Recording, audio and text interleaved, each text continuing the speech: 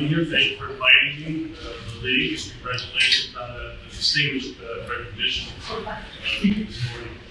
I get a lot of recognitions every time Mark introduces me, so I try to live up to that. But I'm a former construction industry executive. I retired about 7 years ago because my passion, I realized, was resilience. I'm a World Trade Center 9/11 survivor, and that kind of awakened me to the question of why is our built environment, our community, and our homes vulnerable? Not so much why the hazards are so strong. Nature has its power, but what we really control are assets, what we build. So I turned my focus there, and the more I looked at it, being from the inside, the more I realized that really there's a message here that needs to be communicated to the consumer, to the home buyer, to the owner, to the community, and something that really a lot of people don't understand as to how we create the buildings and the communities that we live in. That was the reason I wrote the book, Resilience, the Ultimate Sustainability. It's also available in Spanish, to kind of explain in lay terms what really goes into what I call this black box.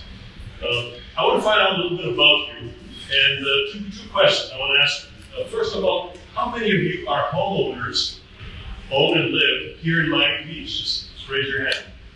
Okay, quite a few. And how many of you homeowners in Miami Beach are in single-family homes? Okay, quite a few. Okay. The focus of my topic today is how do we go about making these decisions about how to adapt our properties. And I'm going to focus on the homeowner, property owner, because really we live in a system that really depends on individuals making those decisions. We don't live in a system where some higher authorities will say, okay, all of you in this area, in the city, are going to have to adapt. I mean, that may be China, but it's not in our system. So we really rely on individuals, on property owners, maybe with a little nudging from government, some incentives, but really it's their decision, our decision, as to when we adapt, what we do to adapt, how do we adapt, and why we adapt. So I want to focus a little bit on this topic, kind of challenge our own thinking, because each of us probably should have that question in our minds. And I want first probably to exclude kind of two fringes to that big topic, which I call the opt-out category. There will be people who, by their own volition, will say, okay, I don't want to be part of this, I'm moving somewhere else, and I'm gone.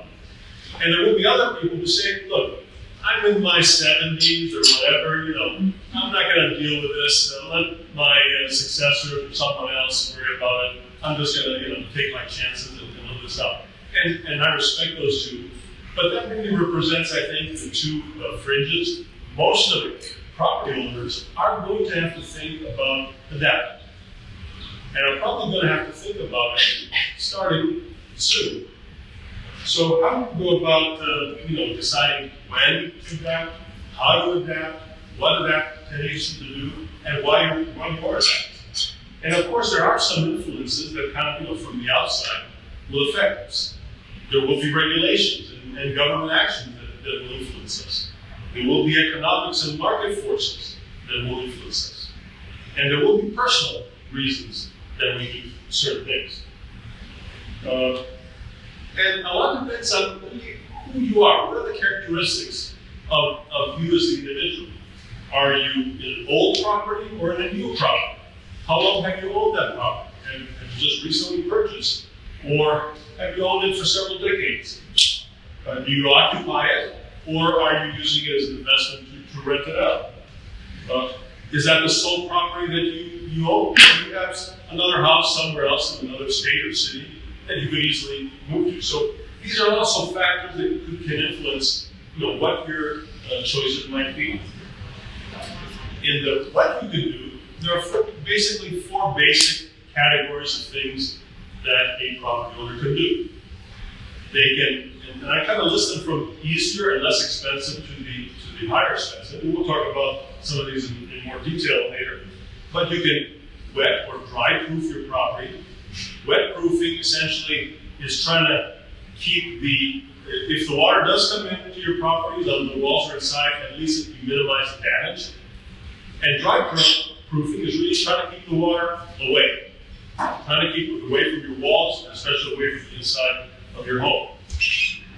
So that's the least expensive option, probably the easiest option. The second is raising your home. And you alluded to the work that Alan Shulman, who I greatly admire for the work that he was involved in. You could raise the property, but that's not always possible. You could add on to the property. In other words, preserve part of the existing property, maybe repurpose it, but add on to it. And for preservation of historic properties, that may be the best option, preferred option that those properties should examine. Try to preserve as much, add on to the existing property. Or you can say, look, none of those work for me, I'm going to totally demolish it, and I'm going to rebuild something from scratch. So, you've got to choose among those four different categories. What are the reasons you're going to be doing this? Well, there are four reasons that you should be thinking about. One is the value of the property. How the value will be affected if you don't adapt versus if you do adapt. And value is a tricky thing because value is how the market perceives value.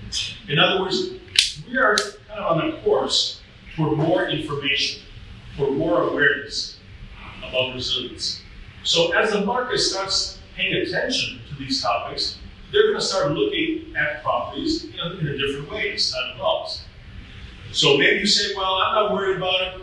You got a foot in the last century, maybe you get 2 feet now, I can survive. But if the market perceives that you're at risk, that's what will affect value, not your perception. The second is operating costs. We know that insurance is headed in one direction, generally up, because the cost of economic losses is on an escalating curve, not just a linear curve, but an escalating curve going up. So insurance is not only the government subsidized insurance. No other private company entity will do that. So insurance is going to be more expensive for properties that do not adapt. But also your maintenance costs, your repair costs, all these other costs come into play too. And older, non-adaptive properties will see increases in those costs.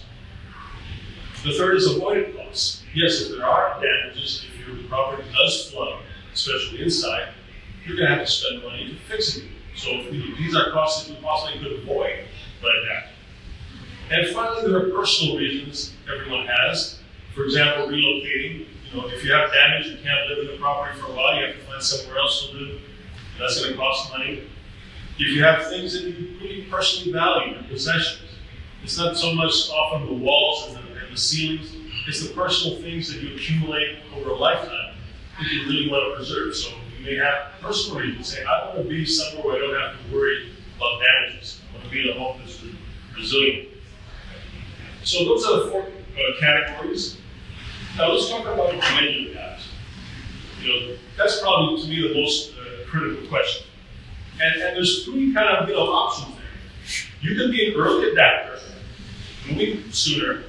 You can be what I call a late adapter, kind of waiting and seeing. Let me see what other people do. Let me see what happens, and what changes. Or you could be someone who says, I'm only going to adapt after disaster. I'm going to wait for it to hit me, and then I'll adapt. Okay, that's the post-disaster adapter. So okay. So let's talk about the pros and cons of the early adapter. Okay, what are the pros? Well, one of the biggest pros I see is that you can adapt on your own time, which is very important. Particularly, to the individuals say, I don't want to be forced into adapting at a time that really creates a problem for me. I want to choose when I adapt. Well, by being an early adapter, you can start doing your planning, you can start looking at who you might work with, and then decide, okay, I'm going to wait, maybe a slowdown in the market because I know the contractors today are so busy. I'm going to wait for them to kind of finish their projects, and then I'll say, okay, go. The other important pro is property value. The best way to preserve and perhaps increase the value of property is by adapting. The third pro is insurance savings, and there are other co-benefits that I mentioned. Maybe you can improve the layout of your property. You can maybe add more space in rooms, change things in the way that you like them. You could add features that improve the energy efficiency of that property, or collect water, or do other things, that you would really love to have. So what about on the con side? Okay, we had a list here of pros for the early adopter. The cons are really kind of uncertainty that one might have. In other words, what future innovation may happen that I may, by adapting early, I may not take advantage of? Because innovation is continuously happening. So, if you adapt today, maybe there's something better 5-10 years down the road that, you miss out on. That's always a possibility.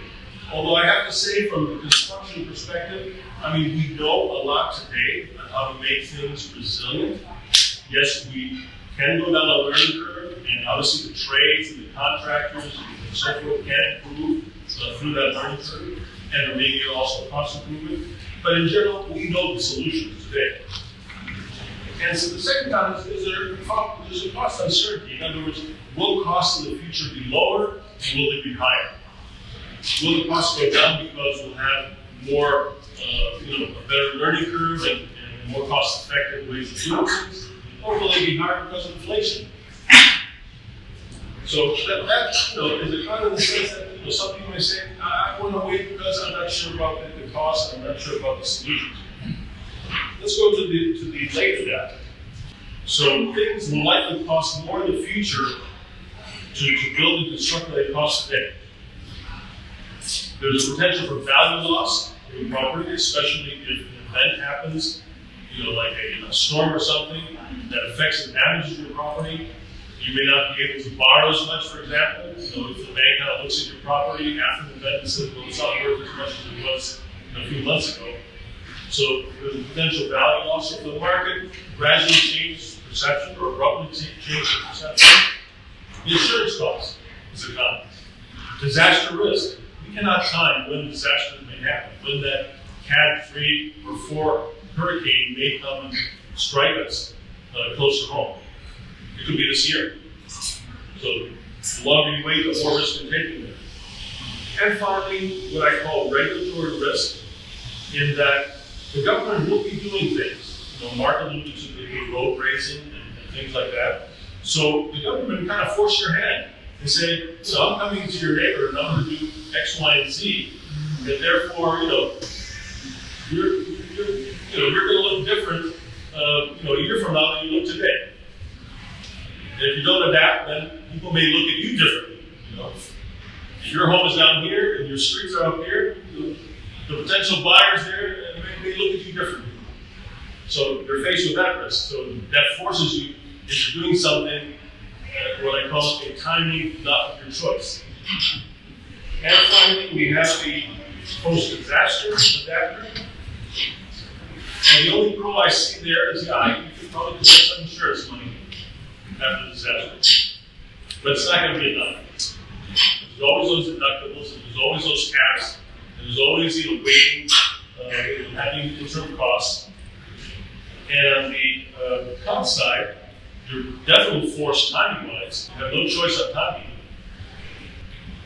You have what I call disaster inflation. All areas post-disaster, everything goes up in cost. Materials, labor, availability of people. And that could be like 20% or more. So you're going to be paying that price, not today's price, and not the normal price. You're going to be paying the post-disaster cost of repair. There definitely will be a value loss, and you'll most likely be displaced for a period of time from your property. You'll have to find some other accommodations. And I was doing a study this past year for Mexico Beach. There are people 2-3 years out that have still not been able to rebuild for many different reasons. So the period is not a question of months, it could be a question of years to rebuild post-disaster. So I think from this analysis, you can probably tell I'm an advocate of early adaptation. And early adaptation can mean, basically in the next 2-3 years, to do certain things. First of all, you identify what your property needs. Then you may cost those things out, talk to a few contractors. And then you may decide when to actually act, when to award the work. Because right now, for example, this year, we have a very busy construction community. I mean, everybody's busy doing things, prices are up. But we know that the construction industry goes through cycles. So maybe in a year or so, things will slow down and contractors will kind of say, okay, I'm eager to get more business and give you a more reasonable price to do that. So, I kind of put it at the high end. Who should adapt really early?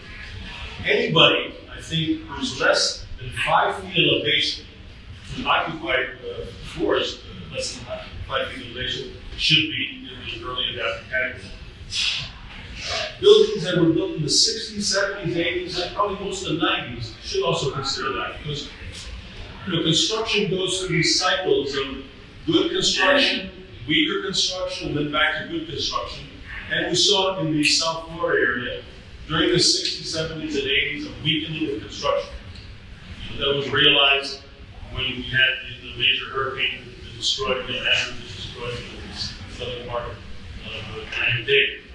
So if you're in that type of building, probably you're looking even not from a water side, but also from a wind side at weaker construction. I would also recommend that people who are homestead owners with more than 5 years of ownership and have built up that equity in their property, act on the other side. Not wait, because that equity is actually a way to fund that application. And it'd be a shame to lose that in a disaster situation. And finally, I kind of point out this what I call mixed development areas, in the sense that if you're in a residential neighborhood that also has high-rise and also has commercial properties, you're more likely to be in a higher priority for government action. And it's more likely that the government will come in and do something in those streets and so on that will affect you, rather than an area that's purely residential, single-family residential. So I would say you probably don't want to have your hand forced in that circumstance. Who might delay? And when I talk about delay, I'm talking about people, 5 years out. People whose lowest occupied floor is greater than 10 feet, and there are not going to be too many of those in Miami. Maybe people who have already, elevated the first floor or the higher ground, let's say in Collins or Washington. People, let's say, that are pre-60s or post-90s, for the same reason I identified the interim periods, probably those homes are stronger to survive a hurricane. Recent buyers who have paid, let's say, the current market price in the last few years may not have the resources to go ahead with an adaptation program, may not have that much equity in their properties. People with limited financial capacity, and perhaps people who say, look, I got a home here, I got a home in Maine, I got a home in Colorado, if something happens here, I can move to one of those places, I'm not worried about displacement. I'm not recommending that if you have any of these, that you delay, but what I feel is more likely that people who are thinking how to delay or post-disaster adaptation will have one or more of these characteristics. So, in conclusion, what should be your adaptation plan? Number one, assess your situation and goals. What property are you in? What is your personal goals, your financial situation, your home equity, etc. Second, engage qualified professionals, and perhaps our local government can help in listing of professionals that have a good record and experience in this area. Third, look at the options and make selection. Options comparison is very important here. Just don't go with the first, okay, here's what you do. If you only get one option from one professional, ask someone else. What's another option? If you only get one option from one professional, ask someone else. What's another option? So, collect the options and kind of weigh the pros and cons of different options. Line up your resources. How would you pay for this? How would you fund this? And finally, select your time to do this. And I generally recommend acting early on the previous items, but then selecting when to take action based on the cycle. Now, how do you pay for this? I believe a large part of the funding will have to come from your property equity and your personal savings. Now let me give you an order of magnitude. What would it cost to adapt a 3,000 square foot, 2-story, single-family home? Now, if you're talking about that, what I call kind of the first level, that wet proofing, dry proofing, that could be somewhere between $50,000 and $100,000, depending on the situation of the property, to do all these things. Elevate the mechanical equipment, all the electrical outlets and everything, restore kind of the outdoor walls so that they're protected from water, make sure the inside not be damaged, perhaps even buy barriers for your doors, and some barriers you cover parts of your property, things like that. If you go to the next level, which is raising the property, and because here we have heavier materials that we use for hurricane purposes, for good purposes, that raises you to around, I'd say, $400,000 to do that. To raise that property, raise it 1 story up. If you're going to do an add-on, which includes both, let's say, wet and dry proofing the portion that you're going to preserve, but adding on a section and integrating the two, that could be a little higher. It could be $500,000 to do that. And I'm giving you order of magnitude. Each situation will kind of be different. And finally, the fourth level, if you're talking about totally demolishing and rebuilding that size house, you're talking close to $600,000. Now, the average single-family home here in Miami Beach is probably, from what I saw from recent data, worth around $2.5 million. Yeah, there's a wide range. But, for somebody who's been obviously in that property for 5 to 10 years, there's quite a bit of equity built into that. So that's why I mentioned equity is probably the first source. Yes, the government may have programs to help you, and I think we'll hear something from Miami Beach, but that's going to be a small portion, perhaps to help with kind of maybe engineering comparison, maybe some of the wet proofing, but not to do the big things that we talked about, the add-ons, the innovation, the total rebuild. And finally, I think there's going to be an increase in what I call co-development as an option, how to pay for this. Which means essentially that there may be another party, a developer or financier, that says, look, I'm willing to provide a lot of the money for you to adapt, but I'm going to have, and you can continue living there, but I'm going to have a percent of the equity for that property. So if you sell, or to him or to someone else, you kind of split the equity to someone for you. So I see that as a possible avenue, this co-development, having co-adaptation development avenue as a perhaps growing future option for adaptation. So with that, I'd like to close. I hope I've fed some thoughts into your minds. These are things that as home property owners we all need to be thinking of. And hopefully in the workshop, the Q&A session, we can have a discussion. Thank you again.